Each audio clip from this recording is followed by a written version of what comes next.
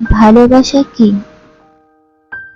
যদি রূপ দেখে কাউকে ভালোবাসো, সেটা ভালোবাসা নয়, সেটা বেছে নেওয়া। যদি কারো দেহ দেখে ভালোবাসো, সেটা ভালোবাসা নয়, সেটা লালসা। যদি কারো টাকা দেখে ভালোবাসো, সেটা ভালোবাসা নয়, সেটা লোভ। তাহলে ভালোবাসা কাকে বলে?